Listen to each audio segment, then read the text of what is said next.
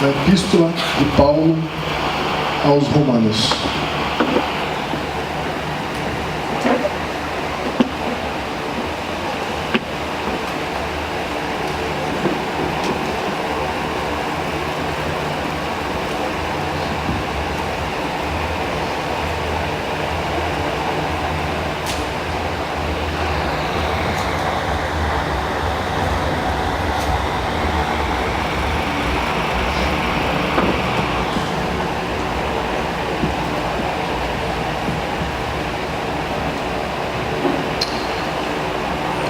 Isso vai ser uma pregação, mas também vai ser um estudo, para a gente aprender um pouco mais do Senhor. Eu quero começar fazendo uma introdução nessa mensagem, cujo título é Revelação da Graça de Deus, dizendo que enquanto eu estava hoje à tarde em casa, buscando no Senhor uma palavra específica para ministrar a sua vida, o Senhor falou comigo algumas coisas. Algumas coisas foram pessoais, outras coisas foram sobre a igreja, sobre o corpo de Cristo. E eu vou falar primeiro aquilo que o Senhor falou, a forma como a profecia veio, mas depois nós vamos estudar alguns versículos que tratam desse contexto. E está tudo interligado, talvez a princípio não pareça, mas existe uma ligação entre tudo. Eu quero que você pense na sua vida, naquilo que você projetou para esse começo de 2014. Quais foram os seus planos para 2014? Qual foi o desejo, o anseio do seu coração para 2014? Onde você quer chegar no final do ano, em dezembro de 2014? Pense no seu coração. O que você estava imaginando quando você virou aquele ano de 31 de dezembro para 1º de janeiro? Onde você estava e o que você estava buscando em Deus?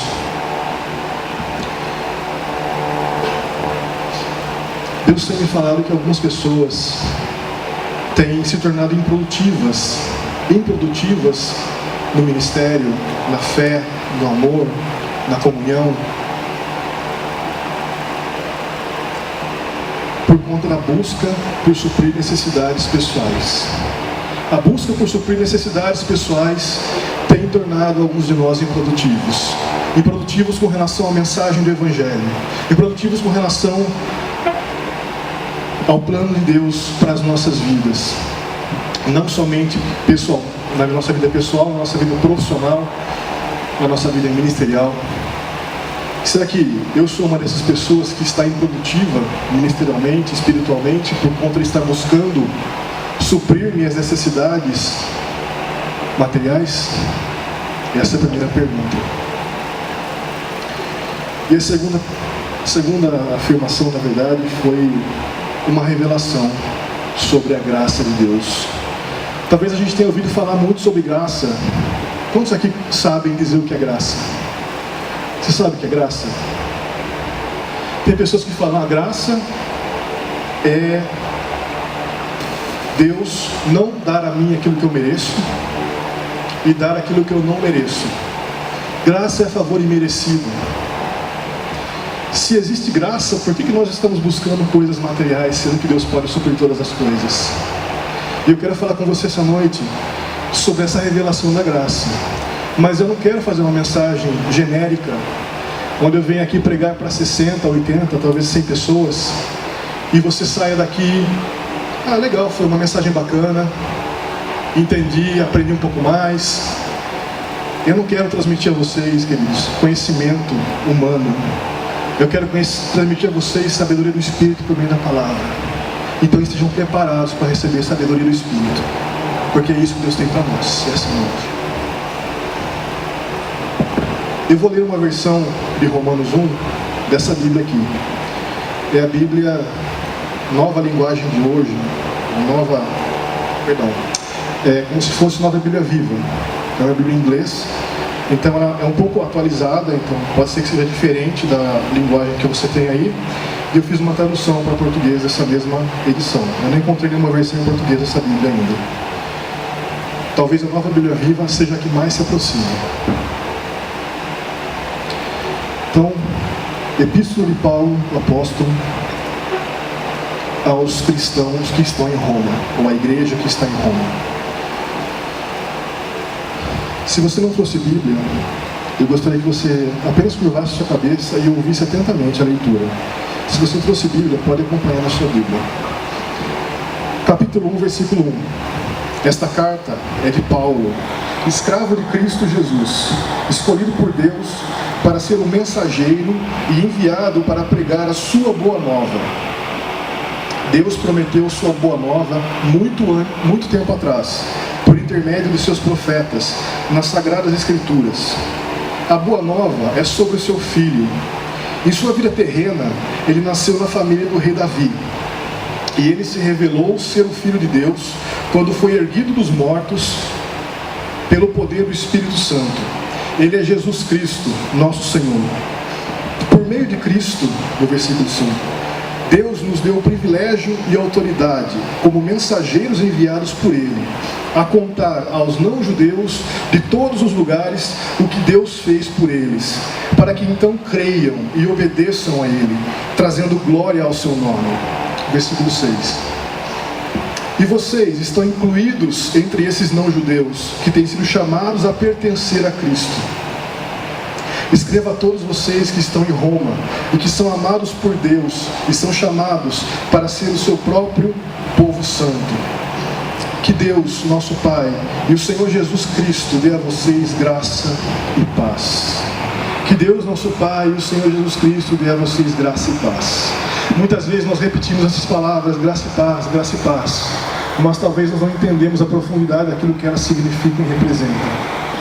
Vamos continuar lendo no versículo 8. Deixe-me dizer primeiramente que eu agradeço a Deus por intermédio de Cristo por todos vocês, porque a sua fé nele está sendo falada por todo mundo. Deus sabe com que frequência eu oro por vocês.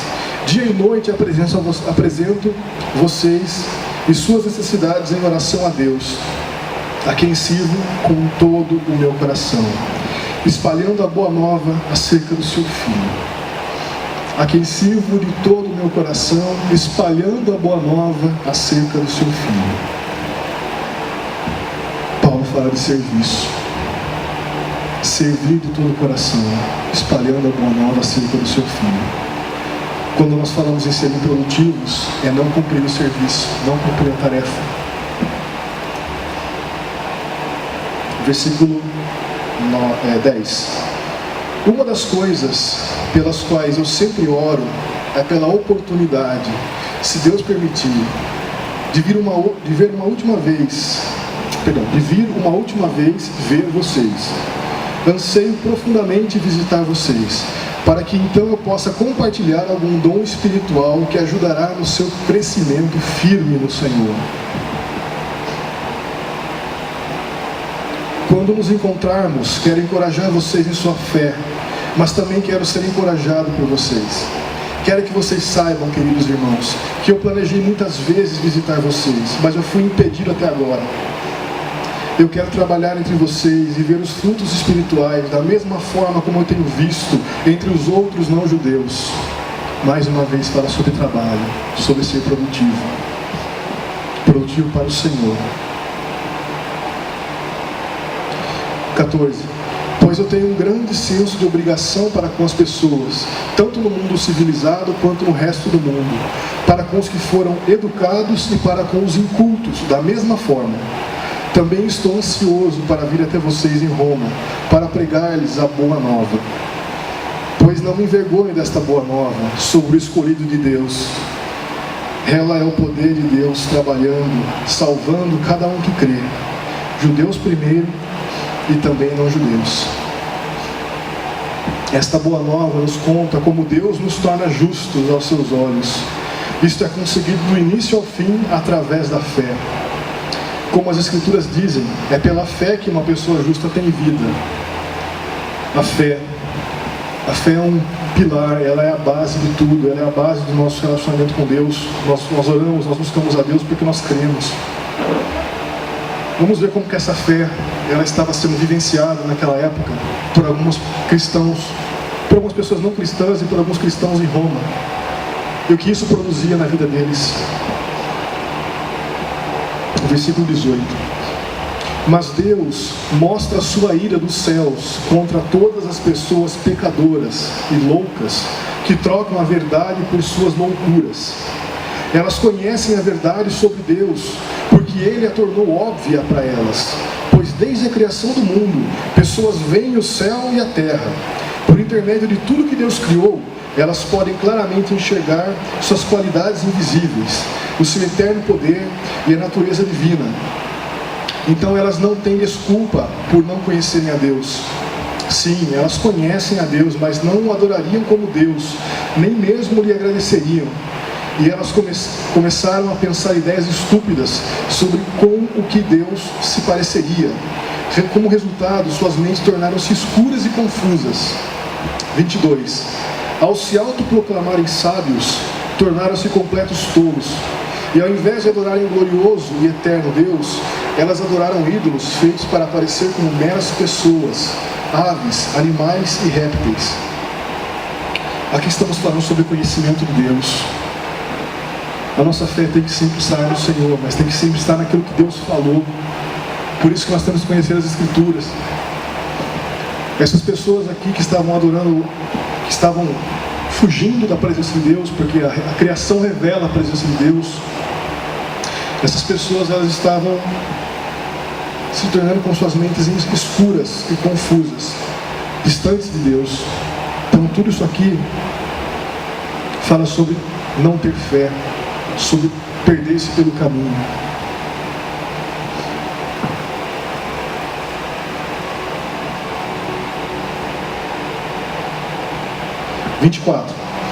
Então Deus as abandonou, a quaisquer que fossem as coisas vergonhosas pelas quais seus corações ardiam. E como resultado, elas fizeram coisas imundas e degradantes com os corpos umas das outras. Negociaram a verdade de Deus e a venderam em troca de uma mentira. Então, elas adoraram e serviram as coisas que Deus criou, ao invés de adorar e servir ao próprio Criador, que é digno de eterno louvor. Amém. Aqui fala sobre a nossa posição diante da criação. As nossas necessidades jamais deveriam ser colocadas em coisas, jamais deveriam ser colocadas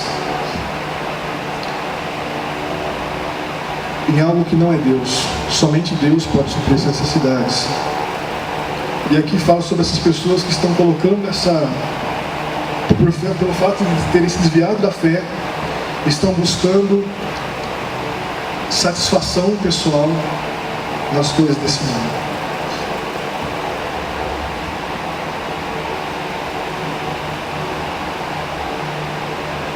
(26) 26. Este é o motivo pelo qual Deus as abandonou a seus desejos vergonhosos. Mesmo as mulheres tornaram-se contra o modo natural de ter relações sexuais e ao invés disso tiveram relações umas com as outras. E os homens, ao invés de terem relações normais com as mulheres, ardentemente desejaram-se uns aos outros. Homens fizeram coisas vergonhosas com outros homens, e como resultado desse pecado, sofreram dentro deles a penalidade que mereciam. Esse talvez seja o pecado mais vil, que é o pecado contra o corpo, que é o templo do Espírito. Mas vamos seguir mais adiante para ver o que Paulo fala sobre tudo isso.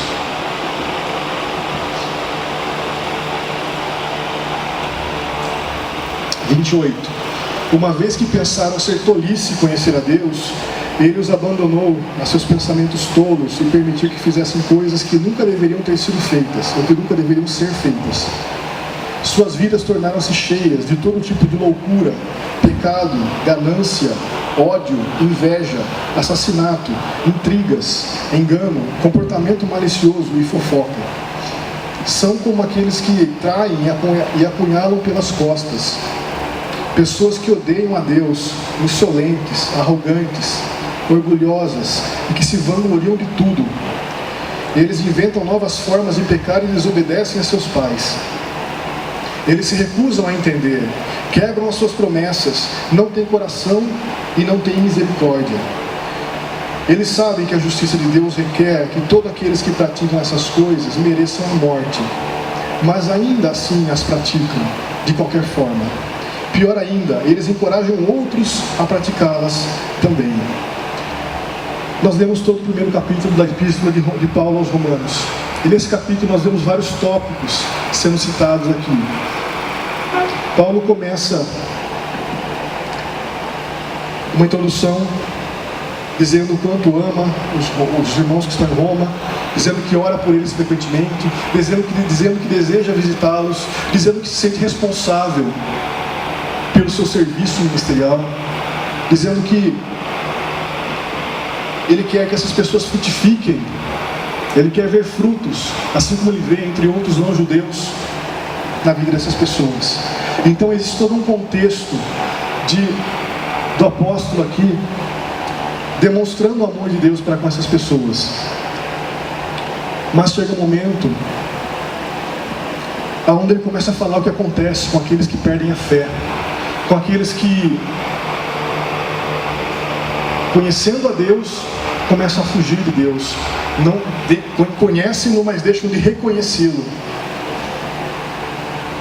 Ele fala sobre coisas terríveis que foram praticadas e que são ainda hoje.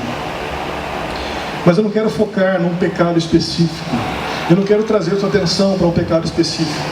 Nós estamos falando sobre ser produtivo diante de Deus, ser produtivo com o ministério que Deus nos colocou, aonde Deus nos colocou, com essa boa nova que nós carregamos. Mas para você entender a revelação da graça, querido, é preciso que a gente mergulhe na poça mais suja, no lugar mais imundo. Mas eu não quero vir aqui falar sobre a poça mais suja, o lugar mais imundo dos romanos.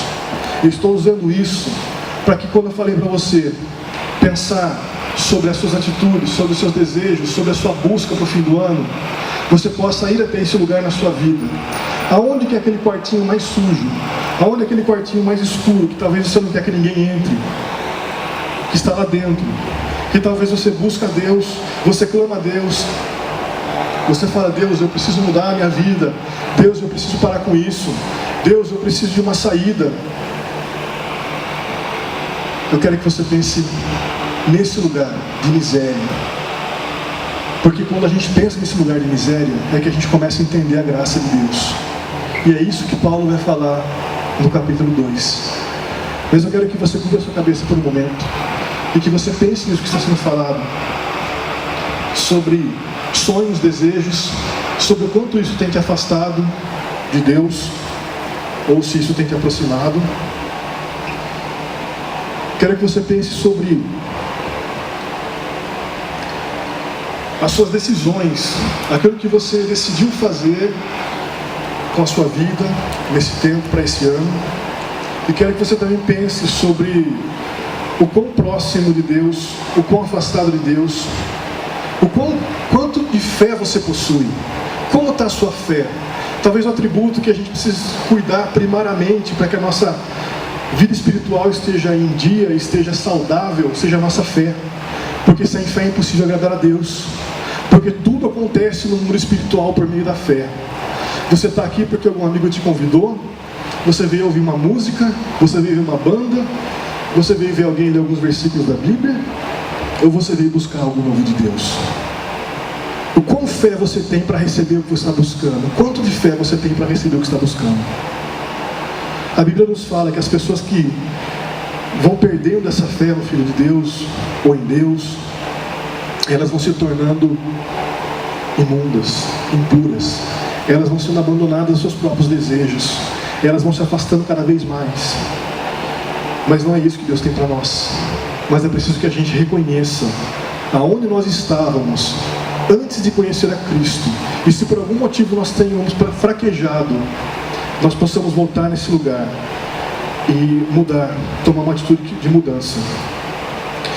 Tudo isso, querido, talvez você já tenha passado por tudo isso, talvez você esteja falando: não, Murilo, eu não tenho nenhum problema, eu não estou em pecado, eu não estou dizendo que você está, mas eu estou querendo que você pense em quem você era, ou quão mal você pode ser, ou quão mal o ser humano pode ser. Porque, querido, nós não podemos nos enganar que nós somos maus. Nós aceitamos Jesus, nós conhecemos a palavra, mas a natureza do pecado habita em nossa carne. nossos desejos de, quando alguém está dirigindo no trânsito e alguém corta a sua frente, de não só dar uma buzinada, mas de dar uma na cara da pessoa, isso revela a nossa maldade. O nosso desejo de, quando alguém vai fazer uma brincadeira estúpida, dar um tapinha na nuca, na cabeça, de virar um na boca também para arrancar uns dentes, também revela a nossa maldade. Tantas atitudes que a gente pode falar assim, bom, talvez eu não esteja tão espiritual assim. Calma.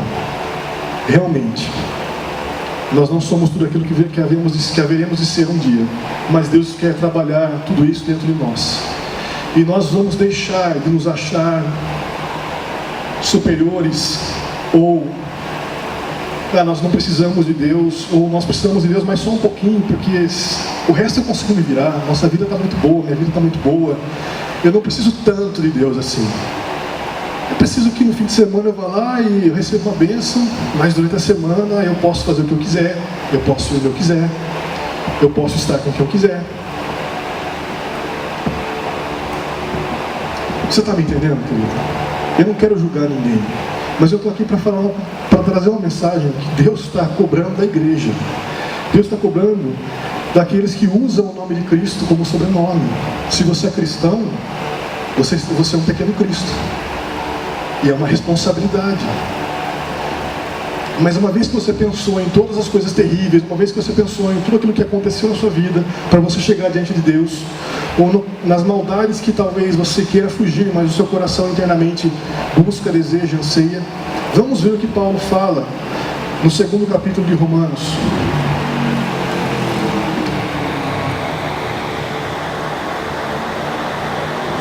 Eu vou ler poucos versículos desse capítulo. Romanos, capítulo 2, versículos de 1 a 10. Vocês podem pensar que podem condenar tais pessoas. Que pessoas? Aquelas que praticam aquelas coisas imundas. Mas vocês são tão más quanto elas. E vocês não têm desculpas. Quando dizem que elas são loucas e deveriam ser punidas, vocês estão condenando a si mesmos. Pois vocês que julgam os outros fazem essas mesmas coisas. Versículo 2. E sabemos que Deus, em sua justiça, punirá qualquer um que faça tais coisas. Uma vez que vocês julgam outros por fazerem essas coisas, por que vocês acham que podem anular o julgamento de Deus quando vocês fazem as mesmas coisas? E agora, querido, no versículo que eu quero que você enxergue de uma outra forma na sua vida cristã até hoje. Esse versículo 4 de Romanos 2. Para você nunca mais esquecer, Romanos 2, versículo 4. A minha versão diz o seguinte: vocês não veem o quão maravilhosamente amável, tolerante e paciente Deus é com vocês? Isso não significa nada para vocês? Vocês não conseguem enxergar que essa amabilidade e tolerância tem por objetivo fazer com que vocês se desviem dos seus pecados? Isso é graça. Isso é graça. Isso é graça. É Deus saber que nós somos maus, que nós somos terríveis, que mesmo quando nós viemos à igreja, nós ficamos pensando em mil coisas, que nós nos desviamos do caminho do Senhor, que nós deixamos as nossas vontades tomarem a rédea da nossa vida, tomarem a frente. Mas nós vemos aqui a graça de Deus. Eu vou ler mais uma vez. Vocês não veem o quão maravilhosamente amável e tolerante e paciente Deus é com vocês? Isso não significa nada para vocês? Vocês não conseguem enxergar que essa amabilidade e tolerância tem por objetivo fazer com que vocês se desviem dos seus pecados? Isso é graça. É o amor de Deus, a tolerância, e Deus está ali esperando esse tempo que nós temos para viver aqui na terra, alguns 80, outros 90 anos, alguns menos. Isso é graça.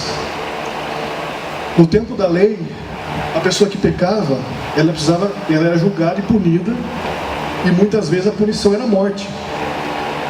Muitas vezes a pessoa ficava sem braço porque ela roubou alguma coisa. Ou se algum animal que ela estivesse criando matasse uma criança, ela tinha que sacrificar o animal. E se for algo pensado, algo que ela quis de fato fazer o mal para alguém, ela tem que pagar com a própria vida. Não precisava esperar muito tempo. Era questão de os líderes dos judeus descobrirem. Uma vez que os líderes descobriram, havia um julgamento feito segundo a lei. Se você quiser entender o que é lei, leia Levítico. O livro de Levítico todo é uma releitura da lei.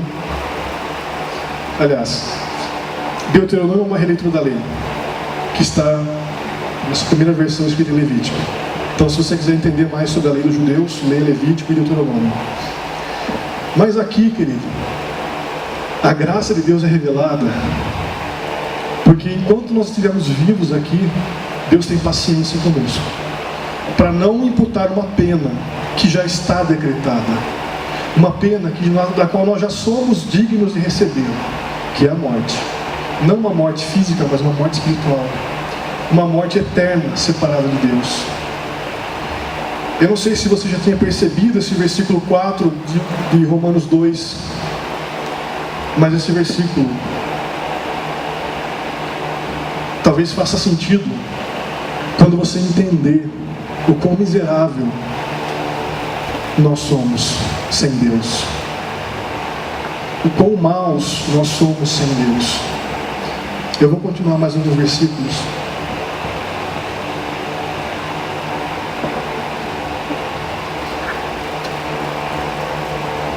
Vou ser um pouco devagar porque eu vou tentar fazer uma tradução simultânea aqui, mas paciência.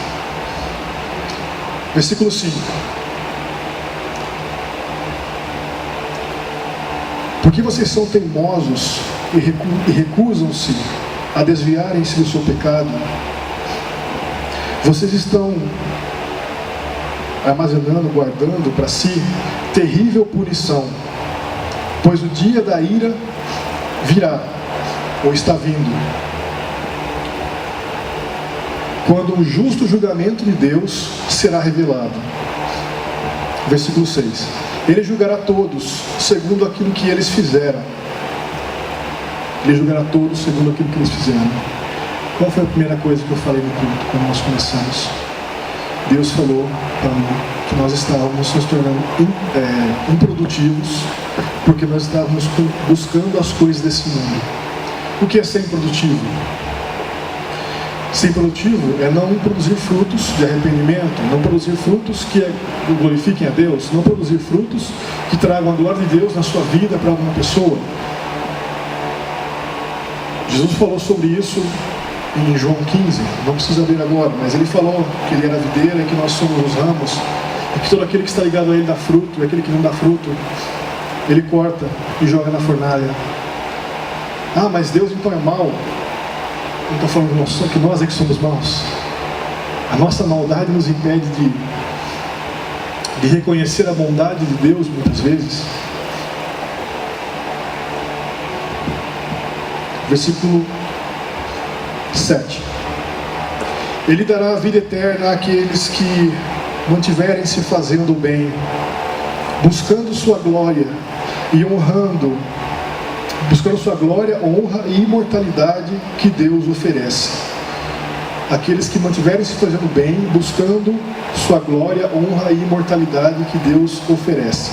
Mas ele irá derramar sua ira e fúria sobre aqueles que vivem para si mesmos, que recusam-se a obedecer à verdade, e ao invés disso, vivem vidas no pecado, na loucura, enfim.